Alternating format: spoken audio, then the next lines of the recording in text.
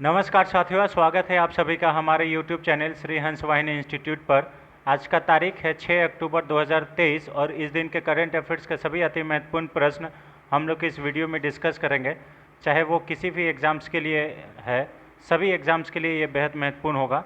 चाहे वो SSC, railway, GD, Bihar SSC, Bihar SI, ठीक है, यूपी एसआई, सारे एग्ज़ाम्स के लिए, वनडे एग्ज़ाम्स के लिए बेहद महत्वपूर्ण है। तो आप बने रहिए और अंत तक इस वीडियो को देखिएगा। अगर आप चैनल पर नए हैं तो चैनल को ज़रूर सब्सक्राइब कर ले और औरों लोगों के साथ इसे शेयर करें ताकि हमारे भी मोटिवेशन बना रहे। तो चलिए वीडियो को शुरू करते हैं, लेकिन उससे पहले आज का मोटिवेशन देख लेते हैं। नींद से इतना भी प्यार ना करो कि मंजिल भी ख्वाब बन जाए। यानी कि आप सोच लीजिए, बहुत सारे लोग ऐसे हैं जो मतलब सुबह में उठना पसंद नहीं करते हैं, अरे यार और सो लेते हैं। तो उस केस में क्या होगा कि आपका मंजिल जो आप अल्टीमेटली अचीव करना चाहते हैं वो भी एक दिन ख्वाब बन के रह जाएगा। इसलिए इतना भी नींद से प्यार नहीं कीजिए, उठिए।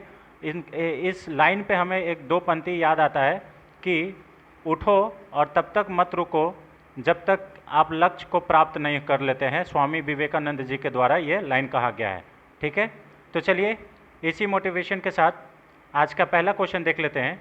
और कंटेंट जो है वो बहुत ही अच्छा से डिज़ाइन किया गया है फ्रेंड्स। इसमें काफ़ी कुछ नॉलेज का दिया हुआ है। अगर आपको सच में वीडियो अच्छा लगता है तो ज़रूर आप कमेंट करके हमें बता सकते हैं, ठीक है। क्वेश्चन नंबर 1 बोलता है, निम्नलिखित में से किसे भौतिकी का नोबेल पुरस्कार 2023 नहीं मिला है? Who among the following has not receive the Nobel prize for the physics 2023? तो देखिए, इनमें से ये तीनों को मिला है, इनको नहीं मिला है, सिमोना हेल्प को। इसे याद कर लीजिएगा। अभी फिजिक्स का जो नोबेल प्राइज़ है 2023 का, वो इन तीनों को मिला है। Pierre Agostini, Ferenc Krausz, Anne L'Huillier, ये तीनों को अभी मिला है। इसे याद कर लीजिएगा। Option number D, Simona Halep ji को नहीं मिला है। तो ये इसका सही आंसर हो जाएगा। अब यहाँ पे देखिए, 3 सितंबर को इन 3 वैज्ञानिकों को उनके प्रयोगात्मक तरीकों के लिए भौतिकी का नोबेल पुरस्कार मिला है, जो पदार्थ में इलेक्ट्रॉन गतिशीलता के अध्ययन के लिए एंटोसेकेंड पल्स उत्पन्न करता है। तो ये चीज़ के लिए इनको मिला है।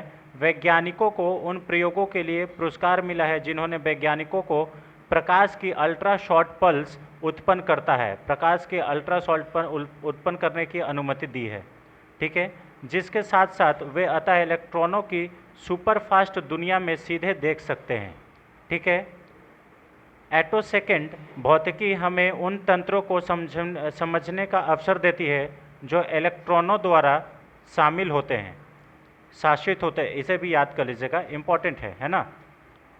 अपने प्रयोगों में वैज्ञानिकों ने दिखाया है कि कैसे प्रकाश की बेहद छोटी तरंग दैर्घ्य उत्पन्न की जा सकती है और इसका उपयोग तीव्र प्रतिक्रियाओं को मापने के लिए किया जा सकता है, जिसमें इलेक्ट्रॉन चलते हैं या ऊर्जा को परिवर्तित करते हैं।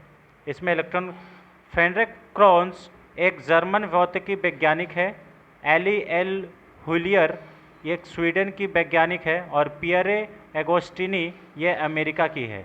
इसे भी याद कर लीजिएगा। भौतिकी में नोबेल पुरस्कार रॉयल स्वीडिश एकेडमी के द्वारा दिया जाता है, ये भी इसे याद कर लीजिएगा। Royal Swedish academy of sciences इसके द्वारा दिया जाता है। उन लोगों को दिया जाता है जाने माने जो एक वार्षिक पुरस्कार है। इन्होंने भौतिकी के क्षेत्र में मानव जाति के लिए सबसे उत्कृष्ट योगदान करता है, उनको ये सब पुरस्कार दिया जाता है। तो ये royal Swedish academy of sciences के द्वारा भौतिकी का यानी कि फिजिक्स का नोबेल पुरस्कार दिया जाता है। इसे भी याद कर लीजिएगा, ठीक है।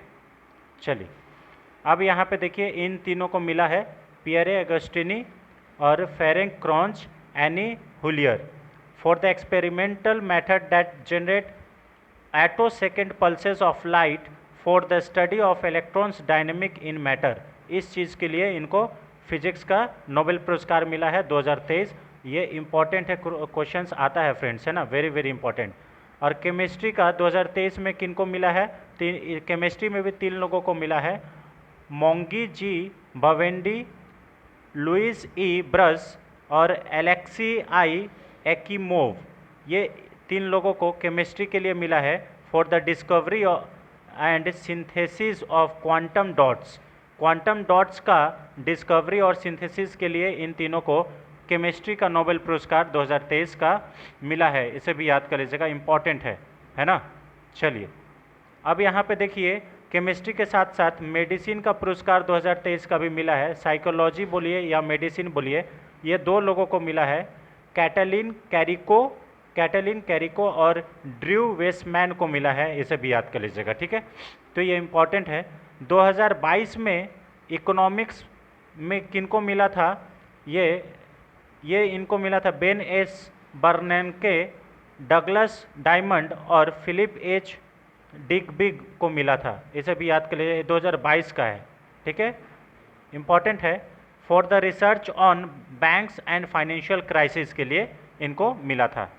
अब देखिए 2022 में फिजिक्स का नोबेल पुरस्कार किनको मिला था, तो यहाँ देखिए Alain Aspects, John F Clauser और एटन जेलिंगर को मिला था। ये फिजिक्स का नोबेल पुरस्कार 2022 है और 2023 में अभी आप लोग देखें, ठीक है। 2021 में भी इन तीनों को मिला था, सयूकोरो मनाबे, क्लॉज हैजलमैन और जियर्जियो पैरिसी, ये 2021 का है, तो इसे भी याद कर लीजिएगा। तो हम लोग 21, 22 और 23 का पुरस्कार आपके सामने फिजिक्स का रख दिया। अब नोबेल पुरस्कार का इतिहास क्या है, तो नोबेल पुरस्कार की स्थापना जो है अल्फ्रेड नोबेल की नाम पर किया गया है, ठीक है। इनकी वसीयत के आधार पर 27 नवंबर 1895 को नोबेल पुरस्कार की स्थापना हुई थी। तो 27 नवंबर 1895 को नोबेल पुरस्कार की स्थापना हुई थी अल्फ्रेड नोबेल के वसीयत के आधार पर, ठीक है। अल्फ्रेड नोबेल के इनके नाम के ऊपर ही ये पुरस्कार दिया जाता है। फिलहाल फिजिक्स, मेडिसिन, केमिस्ट्री, साहित्य, शांति और इकोनॉमिक्स में यह पुरस्कार दिया जाता है। तो टोटल 6 कैटेगरी में अभी ये पुरस्कार दिया जाता है, इसे भी याद कर लीजिएगा। 1901 में पहली बार नोबेल पुरस्कार दिया गया था और रविंद्रनाथ टैगोर जीतने वाले प्रथम भारतीय थे, इसे भी याद कर लीजिएगा, ठीक है, इम्पॉर्टेंट है ये। अब यहाँ पे देखिए, यहाँ पे 1895 में ये हुआ, 1901 में पहली बार दिया गया और इकोनॉमिक्स के लिए 1968 में पहली बार दिया गया था, इसे भी याद कर लीजिएगा, इम्पॉर्टेंट है, ठीक है ना। चलिए नेक्स्ट पे चलते हैं, बहुत सारे इम्पोर्टेंस इसमें फैक्ट्स है।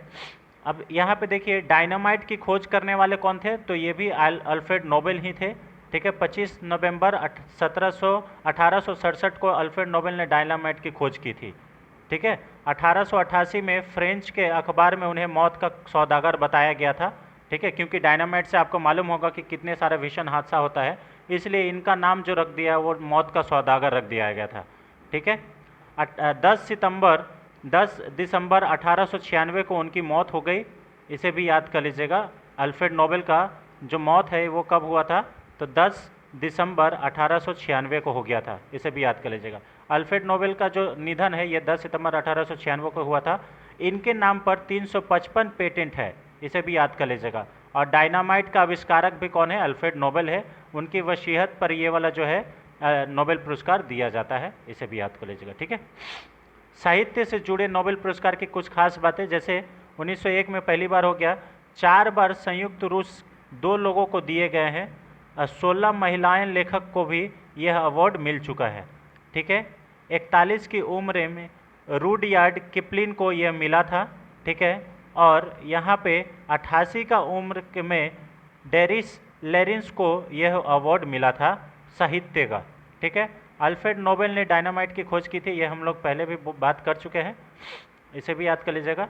अब इकोनॉमिक्स में 2022 में किन्हें मिला था, तो वेन वेरनार को मिला था, डगलस डायमंड को मिला था, ये हमने आगे भी बात कर चुके हैं। चलिए इसे याद कर लीजिएगा।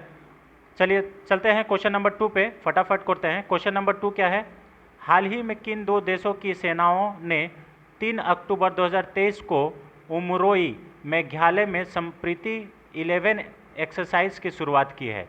तो 3 अक्टूबर 2023 को उमरोई मेघालय में संप्रीति 11 एक्सरसाइज किन 2 देशों के बीच हुआ है, ये यहाँ पे क्वेश्चन पूछा है। ऑप्शन नंबर ए भारत और Japan, option number B Bharat और Bangladesh, option number C Bharat और France, option number D Bharat और श्रीलंका। तो देखिए संप्रीति एक्सरसाइज जो है ये भारत और बांग्लादेश के बीच होता है, ऑप्शन नंबर बी इसका सही आंसर है, ठीक है। इंपॉर्टेंट क्वेश्चन है फ्रेंड्स, इसे देख लीजिएगा। संप्रीति 11 14 दिनों के लिए निर्धारित है। इनमें से दोनों पक्षों के लगभग 350 कर्मी शामिल होंगे। ठीक है, बांग्लादेश की टुकड़ी में 170 कर्मी शामिल हैं, जिनका नेतृत्व ब्रिगेडियर जनरल मोहम्मद मिज़फुल इस्लाम राशेद कर रहे हैं।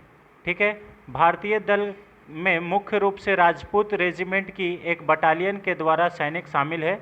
इसका नेतृत्व माउंटेन ब्रिगेड के कमांडर ब्रिगेडियर एस के आनंद कर रहे हैं। ठीक है, तो भारत की तरफ से ब्रिगेडियर एस के आनंद इसका नेतृत्व कर रहे हैं। संप्रीति 11 में एक कमांड पोस्ट एक्सरसाइज CPX और एक फील्ड ट्रेनिंग एक्सरसाइज FTX और एक वेडिलेशन एक्सरसाइज शामिल है, इसे भी याद कर लीजिएगा। ठीक है, सत्यपान अभ्यास 14 और 15 अक्टूबर 2023 को Daranga field firing range Assam में किया जाएगा। सत्यपान अभ्यास, इसे भी याद कर लीजिएगा। सत्यापन अभ्यास जो है ये 14 और 15 अक्टूबर 2023 को Daranga field firing range Assam में किया जाएगा। ठीक है, संप्रीति भारत और बांग्लादेश के बीच एक वार्षिक सैन्य अभ्यास है। इसका आयोजन बारी बारी से दोनों देशों के द्वारा किया जाता है। इसकी शुरुआत 2009 में हुआ था, इसे भी याद कर लीजिएगा। असम के जोहारहट में इसका शुरुआत हुआ था। संप्रीति 11 संप्रीति का 11वां संस्करण है, इसे भी याद कर लीजिएगा। ठीक है, यह 11वां संस्करण है। चलिए, अब इससे रिलेटेड ये इंग्लिश वर्जन है, इसे भी देख लीजिएगा। अब इससे रिलेटेड हम लोग कुछ एक्सरसाइज का बात कर लेते हैं। जैसे गरुड़ एक्सरसाइज भारत और फ्रांस के बीच होता है, वरुण एक्सरसाइज भारत और फ्रांस के बीच होता है, शक्ति भारत और फ्रांस के बीच होता है, फ्रिंजेक्स ये भी भारत और फ्रांस के बीच होता है, ला पेरिस फ्रेंच नौसेना द्वारा बहुपक्षीय हिंद महासागर में आयोजित किया जाता है, सूर्य किरण भारत और नेपाल इंद्र अभ्यास जो है ये भारत और रूस के द्वारा किया जाता है। ठीक है, इसी प्रकार से बात है। जैसे संप्रीति भारत और बांग्लादेश, बोंगो सागर भारत और बांग्लादेश, टाइगर ट्रम्प भारत और अमेरिका के बीच, वज्र प्रहार भारत और अमेरिका के बीच, युद्ध अभ्यास 2022 भारत और अमेरिका के बीच, अभ्यास तर्कस भारत और अमेरिका के बीच, मालाबार युद्ध अभ्यास, इसमें क्वाड देश शामिल है, भारत, अमेरिका, जापान और ऑस्ट्रेलिया, इसे भी याद कर लीजिएगा। ठीक है, इंद्रधनुष भारत और ब्रिटेन के बीच, अजय वारियर भारत और ब्रिटेन के बीच, कोंकण युद्ध अभ्यास भारत और ब्रिटेन के बीच, धर्म गार्जियन भारत जापान, और ये फरवरी 2023 में जापान के सीगा प्रांत में हुआ था। सैन्यू मैत्री भारत और जापान के बीच, जिम्बेक्स भारत और जापान के बीच, वीर गॉर्जियन भारत और जापान के बीच, इसे भी याद कर लीजिएगा। बहुत सारे एक्सरसाइज इसमें हमने दे दिया है। मैत्री युद्ध अभ्यास भारत और थाईलैंड के बीच, दोस्ती युद्ध अभ्यास भारत, मालदीव और श्रीलंका के बीच, समुद्र शक्ति भारत और इंडोनेशिया के बीच, 4 मई 2023 को बाटम इंडोनेशिया में इसका आयोजन हुआ है। एक्यूवेरिन भारत और मालदीव के बीच, नोमैडिक एलिफेंट भारत और मंगोलिया के बीच, हैंड इन हैंड भारत और चाइना के बीच, डस्टलिक युद्ध अभ्यास भारत और उज्बेकिस्तान के बीच, जो कि 4 फरवरी से लेके मार्च 2023 में ये इसका आयोजन पिथौरागढ़ के मतलब उत्तराखंड के पिथौरागढ़ में किया गया था। खंजर युद्ध अभ्यास भारत और किर्गिस्तान के बीच, स्लिनेक्स भारत और श्रीलंका के बीच, ऑपरेशन बोल्ड कुरुक्षेत्र भारत और सिंगापुर के बीच, 13वां संस्करण मार्च 2023 में जोधपुर में हुआ था और 2005 से इसकी शुरुआत हुआ था। सिम्बेक्स भारत और सिंगापुर के बीच, अग्नि वॉरियर भारत और सिंगापुर के बीच, सिटमैक्स भारत, सिंगापुर और थाईलैंड के बीच, ऑक्सी इंडेक्स भारत और ऑस्ट्रेलिया के बीच होता है, इसे भी याद कर लीजिएगा। बहुत सारे यहाँ पे आपको बता दिया गया है। जैसे काजिंद हो गया भारत और कजाकिस्तान के बीच, इम्बेक्स भारत और म्यांमार के बीच, और 9वां संस्करण लामितीय 2022 भारत और सेशल्स के बीच। तो इतने सारे जो है आप लोग वीडियो को पॉज करके इसे ज़रूर देख लीजिएगा फ्रेंड्स। ठीक है, चलिए क्वेश्चन नंबर 3 पे आते हैं। क्वेश्चन नंबर 3 भी बहुत इंपॉर्टेंट है फ्रेंड्स। इंपॉर्टेंट इसलिए क्योंकि अभी एशियन गेम्स चल रहा है।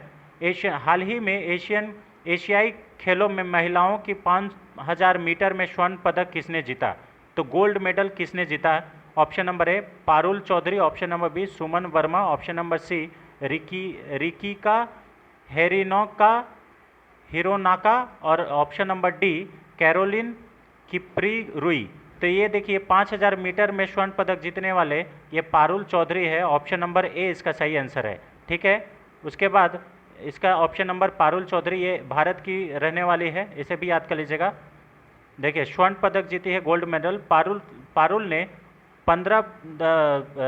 मिनट 14 सेकंड 75 के समय के साथ स्वर्ण पदक जीता है। जापान की रिकिका हिरानेका ये 15 मिनट 15 सेकंड डॉट 34 के समय के साथ दूसरे स्थान पर है। और काजाकिस्तान की कैरोलिन किप्रिकुई ये 15 मिनट 23.12 सेकंड के साथ तीसरे स्थान पर है, जो कि कांस्य पदक जीता है। यह पारुल का दूसरा पदक है। उन्होंने इससे पहले एशियाई खेलों में महिलाओं की 3000 मीटर स्पीचलेंज रजत पदक जीता था। इसे भी याद कर लीजिएगा, इंपॉर्टेंट है, ठीक है। मोहम्मद अफजल पुलिकलाथम ने पुरुष की 800 मीटर में 1 मिनट 48.43 सेकेंड के साथ रजत पदक जीता है, ठीक है। विथ्या रामराज ने महिलाओं की 400 मीटर बाधा दौड़ में 55.68 सेकेंड के समय के साथ कांस्य पदक जीता है। तो विथ्या रामराज, इसे भी याद कर लीजिएगा। विथ्या रामराज ने 55.52 सेकेंड के व्यक्तिगत सर्वश्रेष्ठ प्रयास के साथ पीटी उषा के 400 मीटर बाधा दौड़ के रिकॉर्ड की बराबरी की है, जो कि 1984 में बनाया गया था, ठीक है। इसे याद कर लीजिएगा, ठीक है। अब यहाँ पे देखिए, ये है पारुल चौधरी, इतिहास रच दी है। और ये 5000 मीटर दौड़ में 25 साल की है ये, और ये स्वर्ण पदक जीती है। इसे भी याद कर लीजिएगा, इंपॉर्टेंट है, ठीक है ना। चलिए क्वेश्चन नंबर 4 पे आते हैं। विश्व पशु दिवस कब मनाया जाता है? ऑप्शन नंबर ए 1 अक्टूबर, ऑप्शन नंबर बी 2 अक्टूबर, ऑप्शन नंबर सी 3 अक्टूबर, ऑप्शन नंबर डी 4 अक्टूबर। तो विश्व पशु दिवस जो है ये 4 अक्टूबर को मनाया जाता है। ऑप्शन नंबर डी इसका सही आंसर है, ठीक है। दुनिया भर में पशु अधिकारों और कल्याण का जश्न मनाने के लिए प्रति वर्ष 4 अक्टूबर को विश्व पशु दिवस मनाया जाता है, ठीक है। इसे कभी कभी विश्व पशु कल्याण दिवस या विश्व पशु संरक्षण दिवस भी कहा जाता है।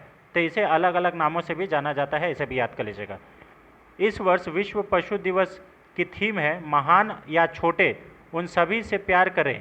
इसे याद कर लीजिएगा, ये जो थीम है महान या छोटे उन सभी से प्यार करें, ठीक है। विश्व पशु दिवस 1925 से मनाया जा रहा है और ये पहली बार 24 मार्च 1985 को जर्मनी में मनाया गया था। इसे भी याद कर लीजिएगा, ठीक है। 24 मार्च 1985 को जर्मनी में पहली बार विश्व पशु दिवस मनाया गया था, ठीक है। सिनोलॉजिस्टिक हेनरिक जिम्मेमैर ने इसकी शुरुआत की थी। एक साइनोलॉजिस्टिक वह होता है जो कि कुत्ते के प्रशिक्षण और देखभाल में माहिर होता है, ठीक है। साइनोलॉजिस्टिक जो है ये ऐसे व्यक्ति होते हैं जो कुत्ते के प्रशिक्षण और देखभाल में माहिर होते हैं। अब ये 4 अक्टूबर को आईसीसी के संत फ्रांसिस के पर्व के साथ मनाया जाता है, जो कि पारिस्थितिकी और जानवरों के संरक्षण के संत हैं। चलिए, तो सारा चीज़ इसमें दिया हुआ है। अब कुछ इंपॉर्टेंट डेट्स का बात कर ले, जैसे अंतर्राष्ट्रीय वृद्धजन दिवस 1 अक्टूबर को मनाया जाता है और 2023 की थीम क्या है? वृद्ध व्यक्तियों के लिए मानव अधिकारों की सार्वभौमिक घोषणा के वादों को पूरा करना 1 पीढ़ियों तक, ठीक है। विश्व पर्यावरण दिवस 2 अक्टूबर को मनाया जाता है और 2023 की थीम क्या है? लचीली शहरी अर्थव्यवस्थाएं, विकास और पूर्ण प्राप्ति के चालक के रूप में शहर।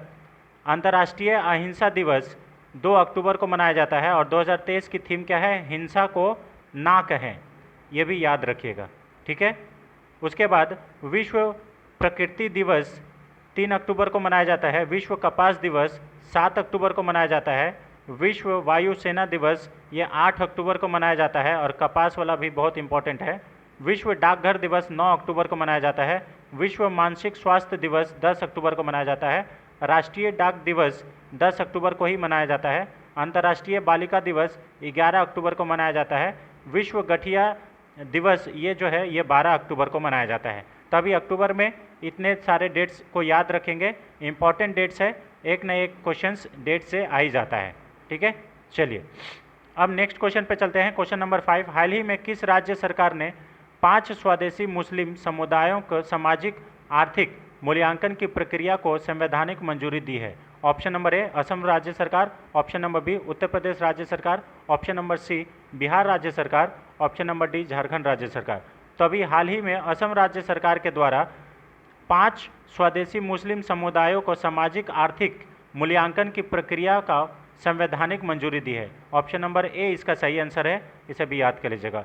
असम सरकार ने 5 स्वदेशी मुस्लिम समुदाय में सामाजिक आर्थिक मूल्यांकन की प्रक्रिया को संवैधानिक मंजूरी दी है। ठीक है, असम सरकार ने 5 समुदाय जो मुस्लिम का है वो कौन कौन सा है? गोरिया, मोरिया, देसी सैयद और जोल्हा के सामाजिक आर्थिक मूल्यांकन को प्रक्रिया की शुरू करने के लिए संवैधानिक मंजूरी दिया है, तो इसे भी याद कर लीजिएगा। ठीक है, गुवाहाटी में मुख्यमंत्री हेमंत विश्व शर्मा की अध्यक्षता में हुई बैठक में यह फैसला लिया गया है। ठीक है, सीएम ने संबंधित अधिकारियों को सामाजिक आर्थिक मूल्यांकन को सुनिश्चित करने के लिए आवश्यक उपाय करने का निर्देश दिया, इसे भी याद कर लीजिएगा। ठीक है, असम का जो हाई कोर्ट है वो गुवाहाटी हाई कोर्ट है, इसे भी याद कर लीजिएगा। ठीक है, मूल्यांकन के प्राप्त आंकड़ों का उपयोग असम राज्य सरकार द्वारा इन समुदायों को व्यापक सामाजिक, राजनीतिक, शैक्षणिक और आर्थिक उत्थान के लिए कदम उठाने के लिए किया जा सकता है। राज्य कैबिनेट पहले इन 5 समुदायों के लिए स्वदेशी दर्जे को मंजूरी दे चुकी है। 2022 में मुख्यमंत्री ने इन समुदायों को बुद्धिजीवियों और प्रमुख नागरिकों के साथ एक संवाद सत्र में भाग लिया था। इसके बाद समुदायों से संबंधित विभिन्न मुद्दों पर विचार विमर्श करने के लिए उनके प्रतिनिधियों को कई उप समितियों में बनाई गई थी। ठीक है, समितियाँ बनाई गई थी, उसमें बात करें। अच्छा, उसके बाद अभी हम असम की बात करें तो यहीं पर माजुली द्वीप आइलैंड यानी कि माजुली आइलैंड मिलता है ब्रह्मपुत्रा नदी पर, इसे भी याद कर लीजिएगा, बहुत ज़्यादा इंपॉर्टेंट है। चलिए क्वेश्चन नंबर 6 पे आते हैं।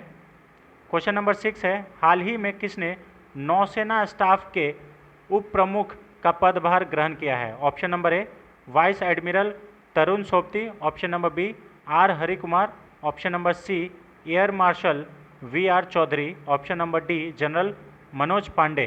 तो देखिए अभी हाल ही में वाइस एडमिरल तरुण सोबती ये deputy chief of naval staff का जो पदभार है वो संभाला है। ऑप्शन नंबर ए इसका सही आंसर है, वाइस एडमिरल तरुण सोबती। ठीक है, ऑप्शन नंबर ए इसका सही आंसर है।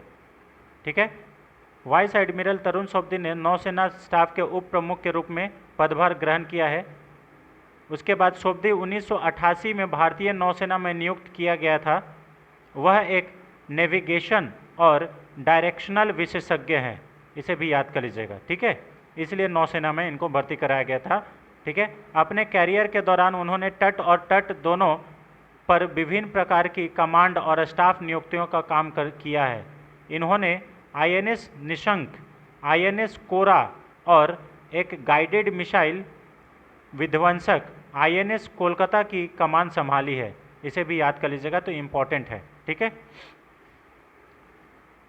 उन्होंने कर्मचारियों आवश्यकता की निदेशालय और कार्मिक निदेशालय में भी कार्य किया है। इन्हें 2019 में भारतीय नौसेना अकादमी एझिमाला में उप कमांडेंट और मुख्य प्रशिक्षण के रूप में भी नियुक्त किया गया था। इन्हें 2020 में विशिष्ट सेवा पदक और 2022 में अति विशिष्ट सेवा पदक से भी सम्मानित किया गया है। ये इम्पॉर्टेंट है, इनके बारे में इम्पॉर्टेंट फैक्ट्स। ठीक है, अगर आपको वीडियो अच्छा लगता है, इम्पॉर्टेंट फैक्ट्स अच्छा लगता है, आपको वीडियो ये बहुत हेल्पफुल लगता है, तो आप कमेंट करके ज़रूर बताएं और अपने सोशल मीडिया पे इसको ज़रूर शेयर करें। और जितने भी लोग तैयारी करते हैं वो हमारे चैनल को आप रेफ़र कर सकते हैं। ठीक है, करंट अफेयर्स के लिए और भी जीके क्विज के लिए। ठीक है, चलिए क्वेश्चन नंबर 7 पे आते हैं।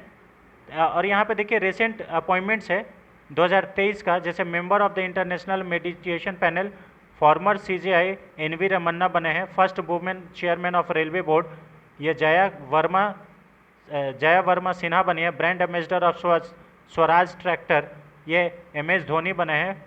और प्रेस इंफॉर्मेशन ब्यूरो PIB के जो हेड बने हैं वो मनीष देसाई बने हैं। उसके बाद प्रिंसिपल DG ऑफ आकाशवाणी ये वसुधा गुप्ता बनी है। और अभी हाल ही में उदय कोटक ये कोटक महिंद्रा बैंक से रिज़ाइन कर दिए हैं। ठीक है, नेस्कॉम के चेयरमैन अभी कॉग्निजेंट इंडिया के MD राजेश नंबियार बने हैं। Central railways principal chief operation manager ये सैयद सुंदर गुप्ता बने हैं। ठीक है, NTA के डायरेक्टर जनरल कौन बने हैं? तो सुबोध कुमार सिंह बने हैं। BSF के डायरेक्टर जनरल कौन बने हैं? तो नितिन अग्रवाल बने हैं। और यहाँ पे देखिए MD of solar energy corporation of India Ajay Yadav बने हैं। और MD and CEO of UCO bank ये अश्विनी कुमार बने हैं। तो ये रिसेंट अपॉइंटमेंट है 2023 का, ये अभी सितंबर और अक्टूबर मंथ का, इसे भी याद कर लीजिएगा, इंपॉर्टेंट है, ठीक है। चलिए, वर्तमान में कौन क्या है इसे भी आप लोग देख लीजिएगा। चीफ ऑफ यहाँ पे देखिए, चीफ ऑफ स्टाफ कमेटी अध्यक्ष कौन है, तो जनरल मनोज मुकुंद नरावने हैं। थल सेना के प्रमुख कौन है, जनरल मनोज पांडे हैं 29वें नंबर के। भारतीय थल सेना उप प्रमुख कौन है, तो general lieutenant general बग्गावली Somashekar Raju है। वायुसेना प्रमुख कौन है, तो एयर मार्शल वी.आर. चौधरी हैं 27वें नंबर के। भारतीय वायुसेना उप प्रमुख कौन है, एयर मार्शल संदीप सिंह है। नौसेना प्रमुख कौन है, तो आर हरि कुमार जो कि 25वें नंबर के हैं। बीएसएफ के महानिदेशक पंकज सिंह, आईसीजी के महानिदेशक यानी कि इंडियन कोस्ट गार्ड के महानिदेशक राकेश पाल है, इसे भी याद कर लीजिएगा। तो ये कुछ वर्तमान में कौन क्या है इसको हम यहाँ पे दे दिए हैं, आप लोग इसे वीडियो को पॉज करके इसे देख लीजिएगा, ठीक है। जैसे आईटीबीपी के महानिदेशक कौन है, तो ये है अनीस दयाल सिंह, इसे भी याद कर लीजिएगा। एसएसबी के महानिदेशक रश्मि शुक्ला है। सीआरपीएफ के महानिदेशक एसएस थाउसेन है। सीआईएसएफ के महानिदेशक सिलवर्धन सिंह है। आरपीएफ के महानिदेशक मनोज यादव है। और एनसीसी के महानिदेशक गुरवीर पाल सिंह है जो कि 34वें नंबर हैं। सीबीआई के निदेशक जो है ये प्रवीण सुद है, इसे भी याद कर लीजिएगा, ठीक है। इंपॉर्टेंट है फ्रेंड्स, इसलिए हम चाहते हैं कि एक ही जगह पे सारे चीज़ को दे दिया जाए ताकि आप लोग भी इसे अच्छे से कर पाएँ, ठीक है। अब हम ज़्यादा इसको रीड करेंगे तो वीडियो और भी बहुत ज़्यादा लंबा हो जाएगा, तो चलिए हम लोग आगे बढ़ते हैं। ये सब वीडियो को आप रोक के आप देखिए, जैसे एनएसए कौन है, तो अजीत डोभाल जी हैं, ठीक है। उपराष्ट्रीय सुरक्षा सलाहकार कौन है, तो पंकज कुमार सिंह है। डीआरडीओ के अध्यक्ष कौन है, तो समीर बी कामत है। और इसरो के अध्यक्ष कौन है, तो सोमनाथ हैं, एस सोमनाथ, जो कि अभी इम्पॉर्टेंट है, सुर्खियों में भी थे, ठीक है, इम्पॉर्टेंट है, इसे भी याद कर लीजिएगा, ठीक है। भेल के अध्यक्ष, उसके बाद देखिए बीएसएनएल के अध्यक्ष कौन है, प्रवीण कुमार परावार है, ठीक है। भारतीय राष्ट्रीय राजमार्ग प्राधिकरण NHAI के मुख्य कौन है, तो अलका उपाध्याय है, ये सब याद कर लीजिएगा फ्रेंड्स, ठीक है। सेबी के उपाध्यक्ष माधवीपुरी बुच्छ हैं, इसे भी याद कर लीजिएगा, ठीक है। बीसीसीआई के 36वें अध्यक्ष कौन है, तो रोजर बिनी है, ये भी याद कर लीजिएगा, ठीक है। भारतीय ओलंपिक संघ के अध्यक्ष कौन है, पीटी उषा है। और तीरंदाजी के अर्जुन मुंडा है, ठीक है। चलिए क्वेश्चन नंबर 7 पे आते हैं। हाल ही में विश्व शिक्षक दिवस 2023 कब मनाया गया? Recently when is world teachers day 2023 has been celebrated? Option number A 5 सितंबर, ऑप्शन नंबर बी 2 अक्टूबर, ऑप्शन नंबर सी 3 अक्टूबर, ऑप्शन नंबर डी 5 अक्टूबर। तो यहाँ पे देखिए विश्व शिक्षक दिवस 2023 का बात किया जा रहा है, तो ये 5 अक्टूबर को मनाया जाता है। ऑप्शन नंबर डी इसका सही आंसर है। 5 सितंबर को कौन सा टीचर्स डे मनाया जाता है, तो नेशनल टीचर्स डे मनाया जाता है, इसे भी याद कर लीजिएगा। ऑप्शन नंबर डी इसका सही आंसर है, याद कर लीजिएगा, ठीक है। हर साल 5 अक्टूबर को विश्व शिक्षक दिवस के रूप में मनाया जाता है। शोधकर्ताओं और प्रोफेसरों के काम को मान्यता देने के लिए यह दिवस मनाया जाता है। अंतर्राष्ट्रीय शिक्षक दिवस ये मनाया जाता है, ठीक है। विश्व शिक्षक दिवस 2023 का विषय है हमें जिस शिक्षा के लिए शिक्षकों की आवश्यकता है, शिक्षकों की कमी को दूर करने की वैश्विक अनिवार्यता है। तो ये है इस बार का थीम, इसे भी याद कर लीजिएगा। यह शिक्षकों को समाज में उनके बहुमूल्य योगदान के लिए सम्मानित करने के लिए मनाया जाता है। 1994 में यूनेस्को ने 5 अक्टूबर को विश्व शिक्षक दिवस मनाने की घोषणा किया था। 1994 में यह दिन छात्रों के मार्गदर्शक या प्रेरित करने के लिए गुणवत्तापूर्ण शिक्षकों के महत्व का प्रकाश डालता है, ठीक है। तो चलिए ये रहा इसका इंग्लिश वर्जन। क्वेश्चन नंबर 8 पे आते हैं। वायु प्रदूषण के खिलाफ शीतकालीन कार्य योजना को लागू करने के लिए किस राज्य अथवा केंद्र शासित प्रदेश ने ग्रीन वार रूम लॉन्च किया है? ऑप्शन नंबर ए हरियाणा सरकार, ऑप्शन नंबर बी दिल्ली सरकार, ऑप्शन नंबर सी मध्य प्रदेश सरकार, ऑप्शन नंबर डी त्रिपुरा सरकार। तो देखिए अभी ग्रीन वार रूम जो है ये दिल्ली सरकार के द्वारा वायु प्रदूषण से लड़ने के लिए लॉन्च किया गया है। ऑप्शन नंबर बी इसका सही आंसर है। ठीक है, अब यहाँ देखिए, दिल्ली के पर्यावरण मंत्री गोपाल राय ने शीतकालीन कार्य योजना की 24x7 यानी कि 24 घंटा 7 दिन निगरानी और क्रियान्वयन के माध्यम से राष्ट्रीय राजधानी में वायु प्रदूषण से निपटने के लिए ग्रीन वार रूम का शुभारंभ किया गया है। स्थिति पर नज़र रखने के लिए 17 सदस्यीय टीम तैनात की गई है जो कि 24 घंटे काम करेगी। वार रूम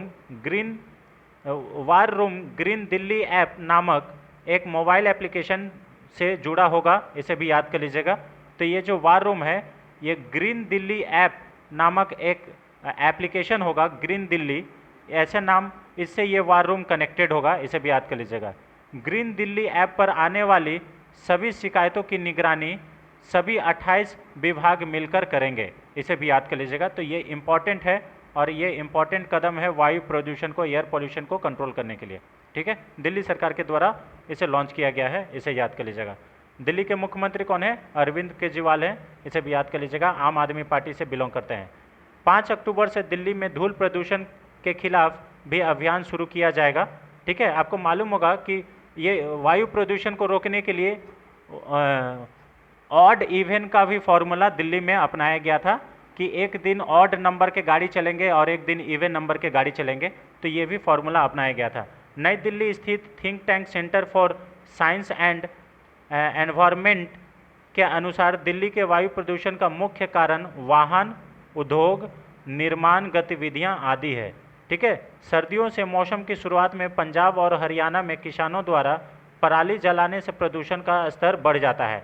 और आपको मालूम होगा कि जब सर्दियों का मौसम आता है तो हरियाणा और जो पंजाब के किसान हैं वो अपने खेतों में जो धान का पराली बच जाता है उसको जलाता है और उसका हवा दिल्ली की तरफ आता है, जिससे दिल्ली का जो वातावरण है, एयर है, वो काफ़ी प्रदूषित हो जाता है।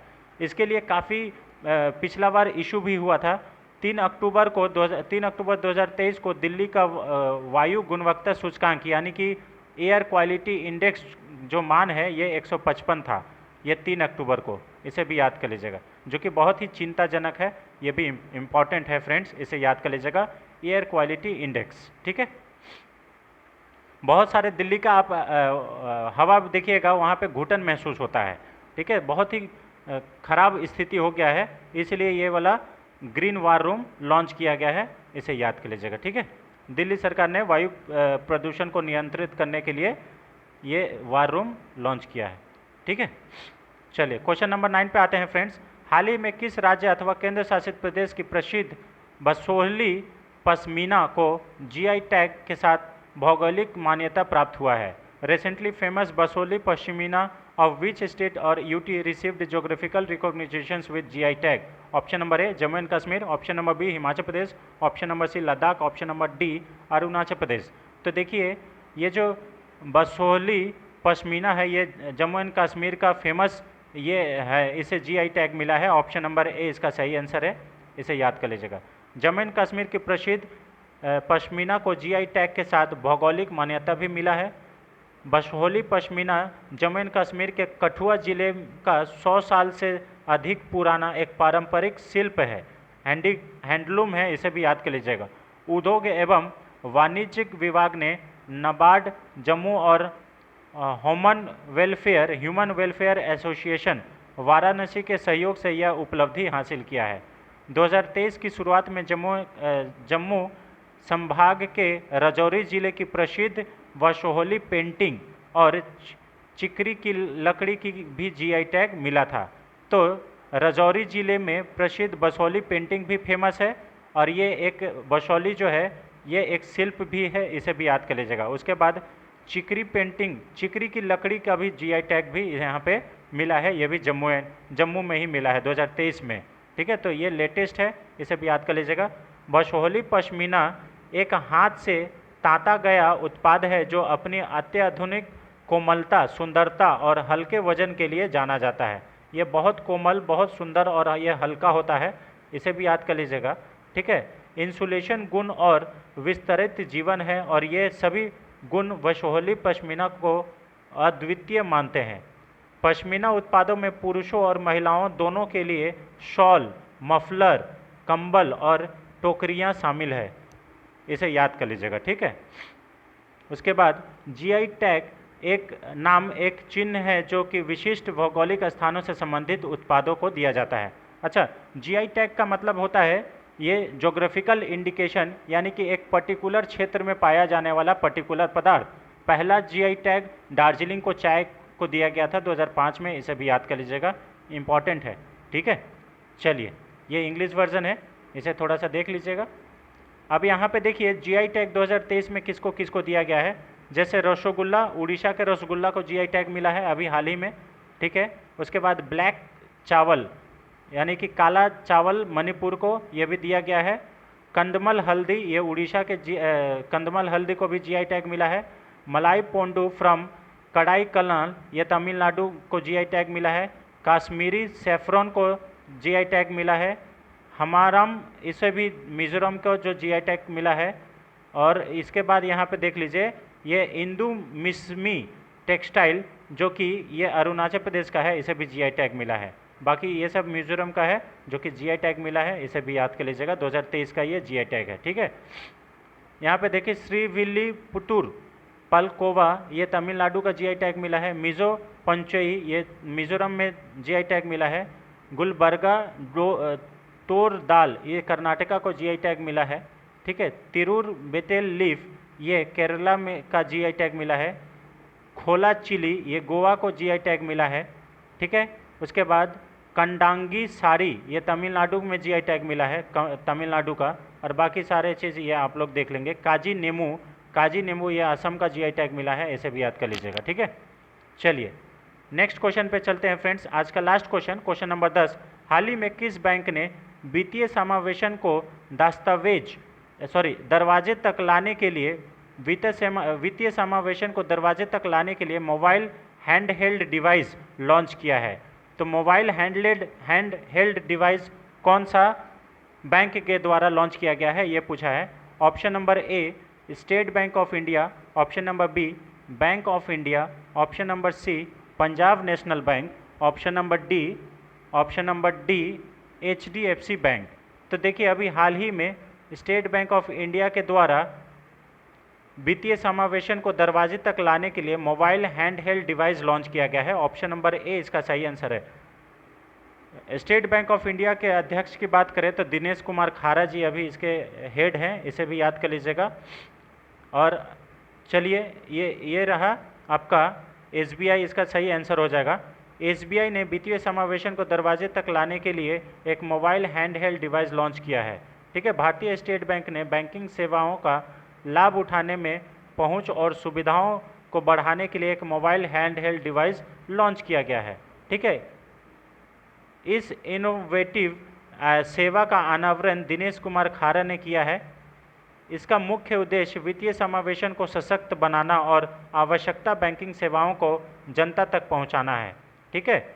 यह वियोस्क बैंकिंग को सीधे ग्राहक के दरवाजे पर लाकर बैंकिंग पहुंच में क्रांतिकारी बदलाव होगा। तो ये इम्पॉर्टेंट है, इसलिए ये वित्तीय समावेशन को सभी तक पहुंचाने के लिए इसे लॉन्च किया गया है। इसे याद कर लीजिएगा, स्टेट बैंक ऑफ इंडिया, ठीक है। चलिए, तो ये इसका है। इसके साथ इससे खास तौर पर उन ग्राहकों को फ़ायदा होगा जो वरिष्ठ नागरिक और दिव्यांगजन है, यानी कि जो वरिष्ठ हैं वो उनको ज़्यादा फ़ायदा होगा इससे, इसे भी याद कर लीजिएगा, इम्पॉर्टेंट है, ठीक है। चलिए, तो ये इंग्लिश वाला वर्जन है। ये रहा फ्रेंड्स आज का 10 अति महत्वपूर्ण प्रश्न। आई होप आपको वीडियो इन्फॉर्मेटिव लगा होगा। अगर वीडियो हमारा पसंद आता है और अगर आप चैनल पर नए हैं तो चैनल को ज़रूर सब्सक्राइब करें और अन्य लोगों के साथ इसे शेयर करें ताकि हमारा भी मोटिवेशन बना रहे, ठीक है। तो thanks for watching, thank you so much. मिलते हैं नेक्स्ट वीडियो में, तब तक के लिए जय हिंद, जय Bharat, thank you so much.